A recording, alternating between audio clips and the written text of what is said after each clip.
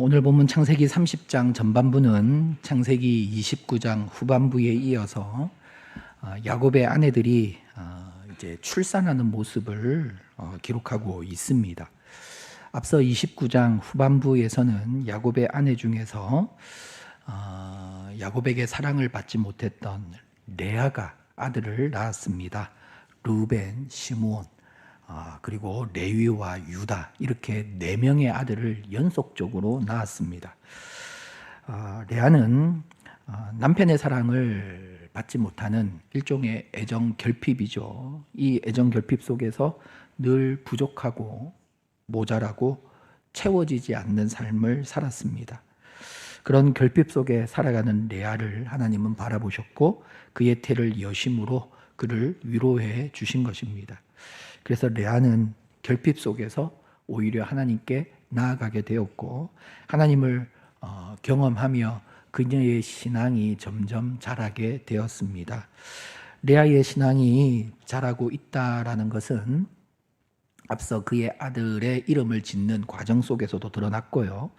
오늘 본문에 계속된 자녀 출산 속에서 자녀의 이름을 지어주고 있는 모습 속에서도 그래도 레아가 신앙이 있다라는 사실을 발견하게 됩니다.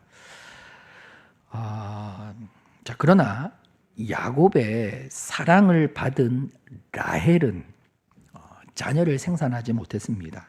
그래서 자신의 여종 빌하를 통해서 자녀를 낳게 되는데요.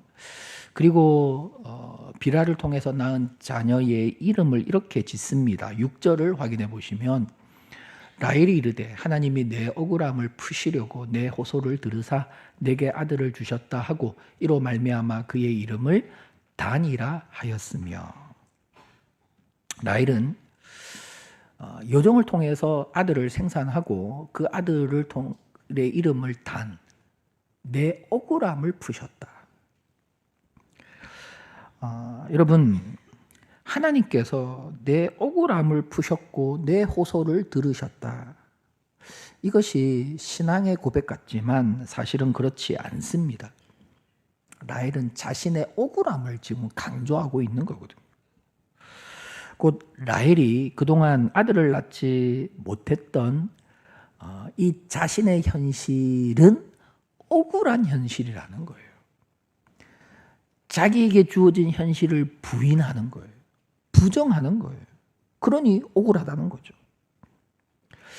자신의 현실을 하나님의 섭리로 받아들이려는 믿음이 없었다는 거예요. 그래서 다시 여종 빌하를 통해서 아들을 낳고 지은 이름이 무엇입니까? 8절을 보시면 라헬이 이르되 내가 언니와 크게 경쟁하여 이겼다 하고 그의 이름을 납달리라 하였더라. 그렇습니다. 라헬은 언니 레아와 늘 경쟁을 하며 늘 이기는 삶을 살아온 거예요. 한 번도 언니한테 진 적이 없는 거예요. 그런데 이 자식을 낳는 일에서만큼은 언니에게 지고 이길 수가 없었던 거예요. 그러니 이 라헬이 온갖 수단과 방법을 동원하는 것이 아닙니까? 이 자식을 낳는 이 일에서도 언니를 이기겠다, 그거거든요. 그래서 여종 빌하를 통해서 둘째 아들을 낳고 내가 언니와 크게 경쟁하여 이겼다라고 외치는 거예요. 그래서 그 아들의 이름을 납달리라고 지었던 것입니다. 자, 보십시오. 여기까지 보면 언니 레아는 아들을 자신이 4명을 낳았습니다.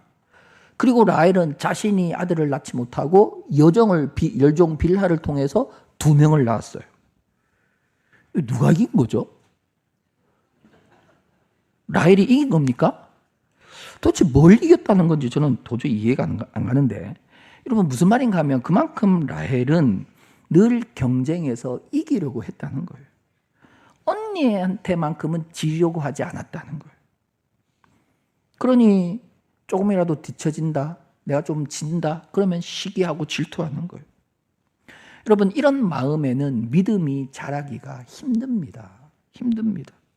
여러분 1절을 보십시오. 라헬이 자기가 야곱에게서 아들을 낳지 못함을 보고 그의 언니를 뭐라고요? 시기하는 마음. 야곱에게 이르되 내게 자식을 낳게 하라. 그렇지 아니하면 내가 죽겠노라. 라헬의 마음속에는 이런 시기와 질투심이 있었고 늘 경쟁 속에서 이겨야만 했던 것입니다. 사랑하는 성도 여러분, 이 라헬의 모습을 통해서 오늘 우리는 나 자신을 돌아볼 수 있어야 합니다.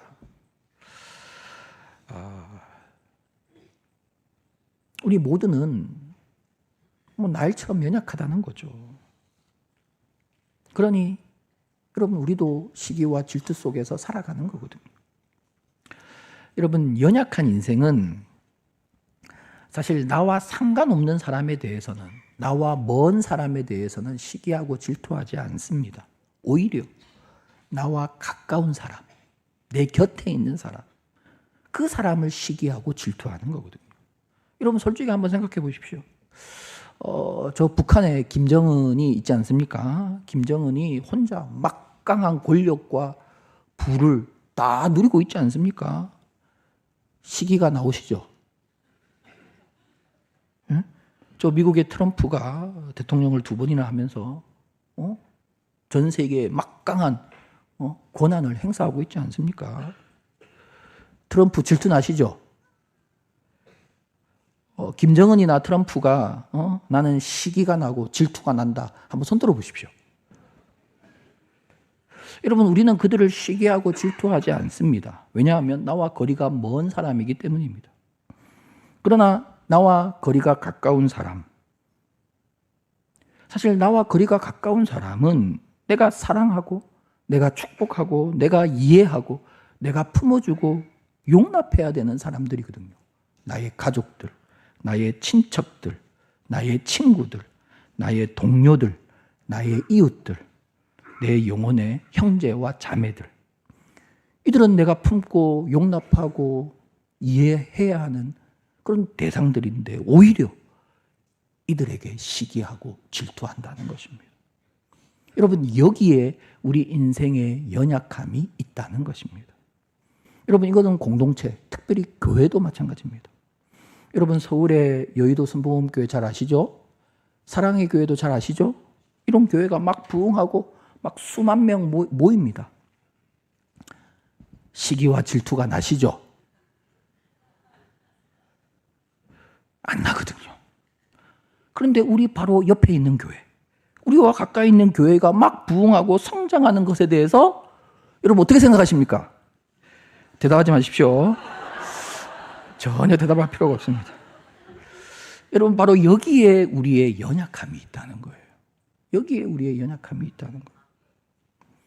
나와 가까운, 나에게 허락하신, 내 주변에 허락하신 여러분 이런 대상과 이런 공동체는 우리가 이해해주고 기도해주고 품어주라고 하나님께서 가까이 붙여주셨는데 이해하기는커녕 시기하고 질투한다는 거예요.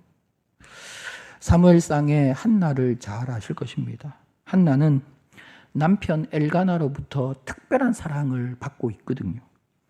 그러나 한나는 자녀가 없는 거예요. 반면에 남편 엘가나로부터 상대적으로 사랑을 받지 못했던 또 다른 아내 브닌나는 자녀를 여러 명 생산을 했거든요. 엘가나와 한나와 브닌나는 야곱과 라헬과 레아 딱 이런 경우거든요. 딱 이런 경우거든요. 그런데 오늘 본문의 라헬은 아들을 낳지 못하는 라헬은 자녀를 낳은 레아를 막 시기하는 거예요. 그러나 사무엘상의 이 한나는 자녀를 낳지 못하는 한나는 자녀를 많이 낳은 브닌나를 시기하지 않습니다.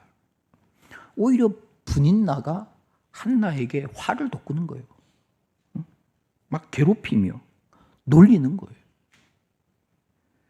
이에 자식을 낳지 못하는 나를 막 놀리며 격분케 하는 그 브닌나에게 한나가 어떻게 합니까? 아무것도 안 하거든요. 브닌나와 결코 싸우지 않거든요.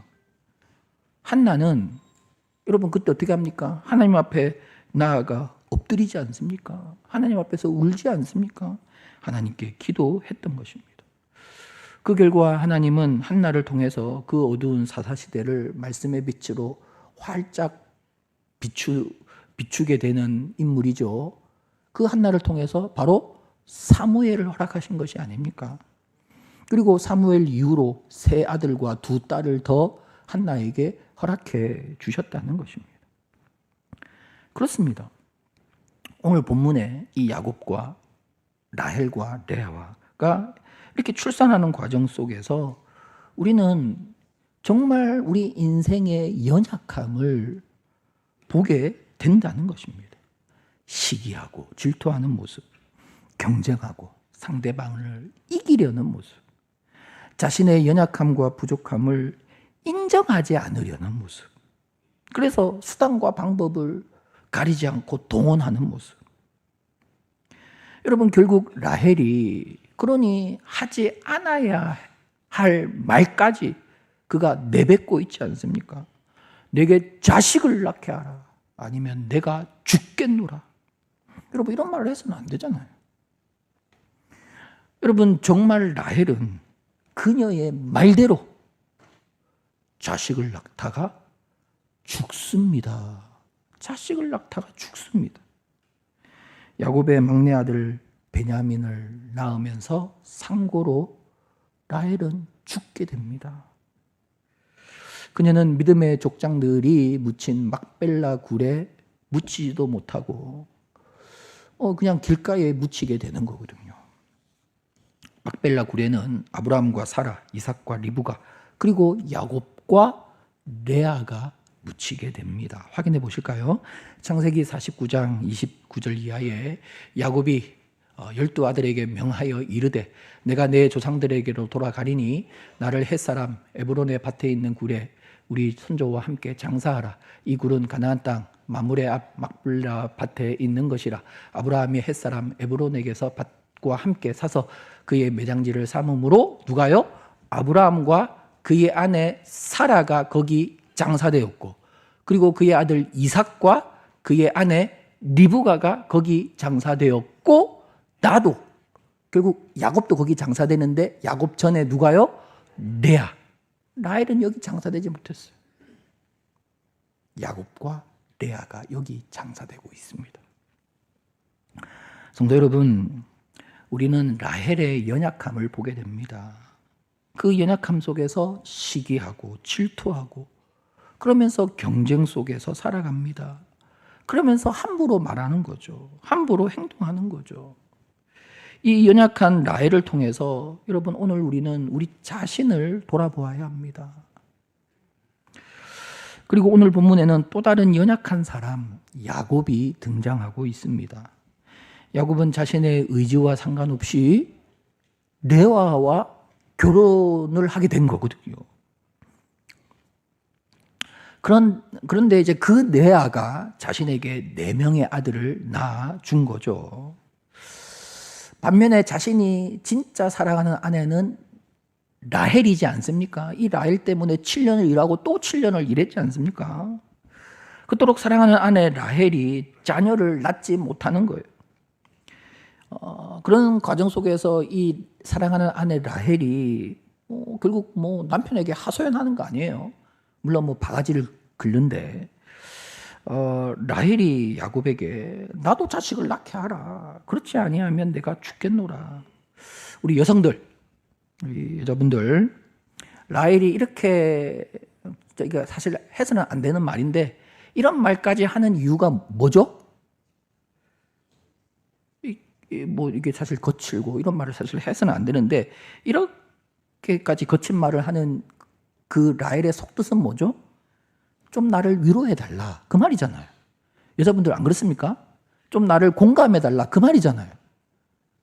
아닌가요? 그러면 야곱은 자신이 그토록 사랑하는 아내를 좀 공감해주고 좀 위로해주면 되는 거거든요. 여러분 그 한나의 경우를 살펴보면 한나도 자녀를 낳지 못해서 얼마나 괴로워하고 있습니까? 그때 남편 엘가나는 어떻게 합니까? 우리 남편들은 이 말씀을 꼭 봐야 됩니다. 사무엘상 1장 8절.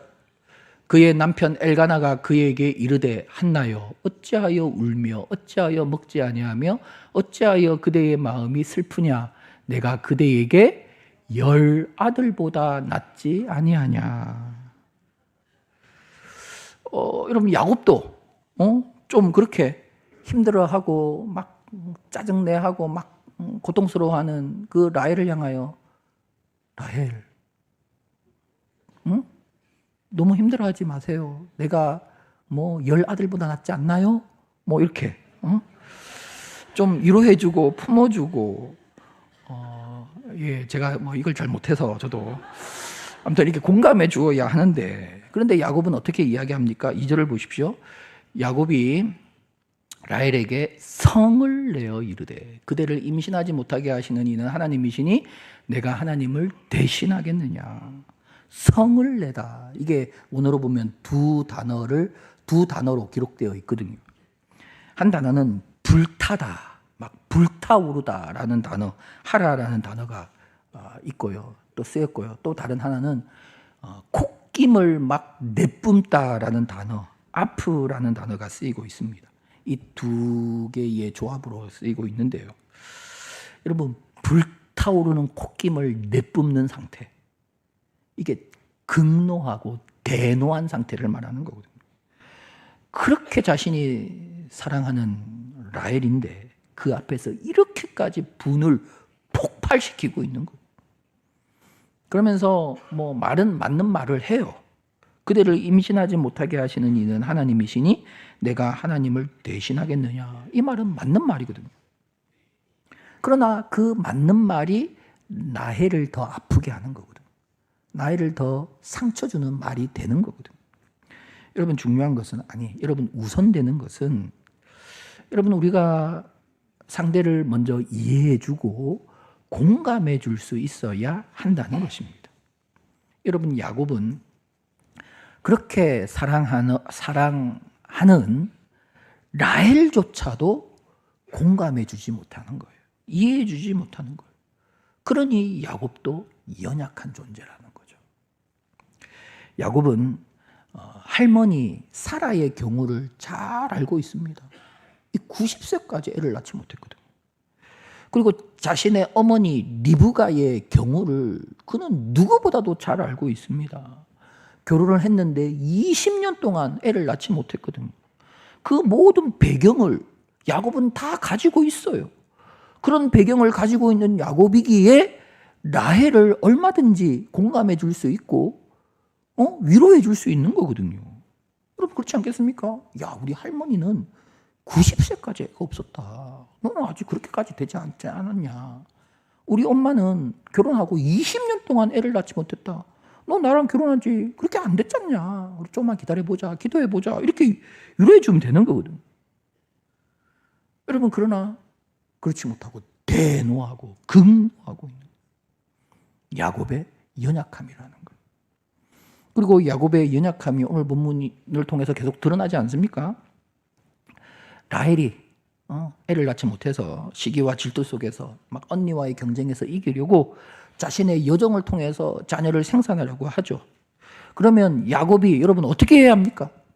야곱이 어떻게 해야 합니까? 앞서 할아버지 아브라함과 할머니 사라가 자식을 낳지 못해서 여종 하갈을 통해서 자식을 생산했잖아요. 그게 이스마엘이잖아요. 그 이스마엘로 인하여 집안이 얼마나 어려워졌습니까? 막 분쟁이 일어나고 불화가 찾아오고 그랬거든요. 그래서 아버지 이삭은 리브가와 결혼하고 20년 동안 자녀가 있어도 이렇게 뭐 여종을 통해서 첩을 통해서 자녀를 생산할 생각조차 안 했거든요. 이건 더 큰 문제를 발생하기 때문에. 그래서 아버지 이삭, 어머니 리브가는 그런 일을 전혀 하지 않았거든요. 그러면 야곱이 어떻게 해야 합니까? 라헬. 하나님의 뜻과 하나님의 때가 있으니 우리도 좀 더 기도하며 그 때와 또 그 뜻이 이루어지기를 기다려봅시다. 인내하며 기다려봅시다. 이렇게 야곱이 말해야 되잖아요. 다른 사람도 아니고 야곱인데. 부모님의 경우와 할아버지 할머니의 경우를 통해서 다 듣고 다 교훈받은 사람인데 그와 똑같은 경우가 펼쳐질 때 그렇게 이야기해야 되잖아요. 그런데 야곱이 어떻게 합니까? 고민도 않고 비라에게 들어가라니까 알겠다 하고 들어가 버리는 거예요. 레아가 야곱에게 내 종 실바한테 들어가라니까 알겠다 하고 들어가 버리는 거예요. 뭡니까? 야곱의 연약함이거든. 야곱의 연약함이거든. 이 모든 출산 과정에서 사실 하나님을 경험하고 그나마 좀 신앙이 자라고 있는 레아는 어떠한가? 물론 레아가 하나님을 의지하는 삶을 살아가고 있습니다만 그러나 그런 신앙을 가진 레아도 때로는 흔들리거든요. 넘어지거든요. 라헬이 계속해서 자신을 시기하고 질투하고 막 경쟁해서 막 이겼다고 하고 이기려고 하고 하니 말도 안 되는 무시하면 되는데 그걸 또 넘기지 못하고 자기도 생산이 멈춘 걸 느끼고 라헬과 똑같은 방법을 동원하지 않습니까? 요정 실바를 통해서 자녀를 생산하려고 하지 않습니까? 그래서 낳은 아들이 갓과 아셀입니다. 그래도 레아는 어느 정도의 믿음이 있었기 때문에 자녀의 이름을 거칠게 짓지는 않죠. 복되다라는 의미의 갓, 또 기쁨이라는 또 의미의 아셀로 지었습니다. 그래도 레아가 끝까지 믿음으로 견디고 이기지 못하고 그래도 순간적으로 흔들리고 또 넘어져서 라헬과 똑같이 행동하는 그런 연약한 모습을 그녀도 여전히 보이고 있지 않습니까? 그리고 읽지는 않았지만 이 30장의 전반부 중에 그 뒤편은 14절 이하는 합한채 사건이 나오고 있습니다. 이 합한채 사건은 결국 결핍 속에 살아가고 있는 연약한 우리 인생의 모습을 이 사건이 잘 대변하고 있는 거예요. 여기에 등장하는 합한채, 여러분 뭔가 궁금하실 건데 이걸 그냥 쉽게 이해하기 위해서 제가 말씀을 드리면 이건 우리나라의 산삼입니다. 산삼. 몸에 좋고 혈기가 왕성해지는 강장식물입니다. 이 당시 사람들은 이 합한채, 이게 식물인데요. 뿌리 식물. 이걸 이제 몸을 좋게 하기 때문에 임신 촉진제, 이걸 먹으면 임신할 수 있다. 그렇게 그들은 여겼던 것입니다. 자, 14절을 한번 보시면 밀 거둘 때 언제요? 밀을 거두고 있을 때 그 말이거든요. 르벤이 나가서 들에서 합한채를 얻어 그의 어머니 레아에게 드렸더니 라헬이 레아에게 이르되 언니의 아들의 합한채를 청구하노라. 그 산삼 나 달라. 그 말이거든요. 보시면 성경은 이 합한채 사건이 발생했을 때가 언젠가를 우리에게 알려주고 있는데요. 그때가 바로 밀을 거두고 있을 때였습니다. 여러분 이 당시 이 사회에서 1년을 놓고 보면 밀을 거두는 이때가 가장 풍성하고 풍요로운 때였거든요. 이처럼 가장 풍요로운 시기에 라헬은 여전히 결핍 속에 살아가고 있다는 겁니다. 15절에 보면 레아도 여전히 이 풍요로운 시기에 결핍을 느끼고 있다는 것입니다. 여러분 오늘도 우리가 너무나도 풍요로운 시대를 살아가지만 이 풍요로운 시대 속에 오히려 결핍은 더 커지고 있지 않습니까? 라헬은 이 합한채를 통해서 자녀를 임신하려고 하지만 그러나 합한채를 자신에게 라헬에게 동생에게 준 레아가 오히려 임신해버리는 거예요. 그래서 레아는 자신의 5번째 아들 이사갈과 6번째 아들 스불론을 낳게 됩니다. 그리고 딸 디나까지 낳게 됩니다. 여러분 보십시오. 라헬 그 인생의 결핍 속에서 이 결핍을 채우고자 수많은 방법과 그런 수단을 다 동원하잖아요. 여정을 통해서 자녀를 생산하기도 하고 어쨌든 몸에 좋다는 합한채를 먹으면서 임신을 하려고도 하고 그러나 여러분 그 결핍이 채워졌습니까? 그 문제가 해결되었습니까? 종을 통해서 자녀를 낳으면 언니도 종을 통해서 자녀를 낳으니 이게 뭐 똑같잖아요. 여전히 결핍한 거거든요. 여러분, 라헬은 자신의 방법과 수단을 다 동원해서 이 결핍을 채우려고 하지만 채워지지 않는 거예요. 여러분, 이런 것들이 주는 물론 만족이 있을 수 있습니다. 기쁨이 있을 수 있습니다. 그러나 그것은 일시적이라는 거예요. 잠시 잠깐뿐이라는 거예요. 연약한 우리 인생의 결핍을 채워주시는 분, 궁극적으로 본질적으로 우리의 결핍을 채워주시는 분은 오직 하나님 한 분밖에 없다는 것입니다. 왜냐하면 여러분, 우리가 가진 이 결핍의 문제는 여러분 우리의 삶의 문제가 아니기 때문이에요. 우리의 외적인 어떤 요소에서 기인한 것이 아니기 때문이에요. 우리의 결핍의 문제는 우리 내면의 문제거든요. 우리 영혼에서 기인하고 있는 것이거든요. 그러니 우리 영혼에 만족을 주실 수 있는 분, 우리의 내면을 채워줄 수 있는 분은 오직 하나님 한 분이시라는 거예요. 그 하나님 안에서 진정한 만족을 누릴 수 있고 참된 위로와 기쁨을 누릴 수 있다는 것입니다. 여러분, 본문의 라헬이 모든 방법과 시도가 결국 다 실패로 돌아가잖아요. 그제서야 라헬은 하나님을 의지했던 것 같습니다. 그래서 성경은 말합니다. 22절을 확인해 보시면 하나님이 라헬을 생각하신지라, 하나님이 그의 소원을 들으시고 그의 태를 여셨으므로. 우리 성경에는 하나님이 라헬의 소원을 들으셨다라고 이렇게 번역을 하고 있는데요. 이게 원어로 보면 라헬의 말을 들었다 이렇게 표현되어 있고, 그래서 여러분 성경을 좀 비교해 보면 좋은데 공동 번역이나 다른 번역 성경을 보면 이걸 이렇게 번역하고 있습니다. 하나님께서 라헬의 기도를 들으셨다. 이 기도라고 번역하고 있어요. 우리 성경은 소원이라고 번역을 했습니다. 이 말을 결국 라헬은 이래도 안 되고 저래도 안 되니 결국 하나님을 의지했던 것 같습니다. 그래서 하나님은 라헬의 기도를 들으시고 라헬을 생각해 주셔서 라헬이 그토록 원했던 아들을 낳게 하셨는데 그 아들이 누구죠? 이 요셉인 거예요. 요셉인 거예요. 성도 여러분, 오늘 본문이 이 야곱의 이 가정의 이 출산을 통해서 우리에게 보여주는 것이 무엇인가?